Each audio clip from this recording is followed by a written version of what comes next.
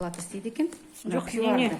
Біз тапсырмыз беріп қойдық. Мінекей, павлодар акимі, аппарат акимі, мына Сқақов осылай істеп отыр. Сқақов кетсін деп жүргенім солай. Барлық адым аттаған сайын Сқақов мінекей қазақ тіліне қарсылығын көрсетіп отыр осылай бізде. Мынау әкімдіктің ғимараты, мынау облыстық әкімдік, облыс әкімдігі, мінекей азаматтар жеке қабылдау кестесі.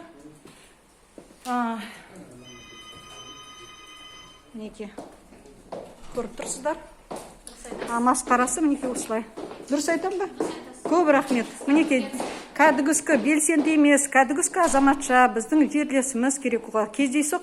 Мында қабылдау біліп отырсың ба, қызым? Тосып отырсың ба? Акимге 4-ші ай бойы кіре алмай жүрмін. 4 ай бойы. 4 ай бойы. Сқақовқа, иә? Сқақовқа. Ол мені неше айтайын, 1 жыл бойы қабылдамайды, шықпайды да қабылдауға. Сіз жалғыз емес, ана кісі 9 ай кіре алмай жүрмін. Мына кісі 9 ай кіре алмай жүр. Мінекей, өте жақсы. Мен Алдында болдым, бір апат 1 жыл ішінде кіре алмай жүрмін.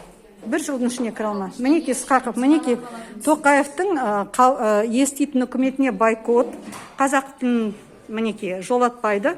Осындай әкім Сқақов бізде отыр. Тоқаев мырза бізден осындай әкімді кетірсеңіз өте үлкен өтініш сізден.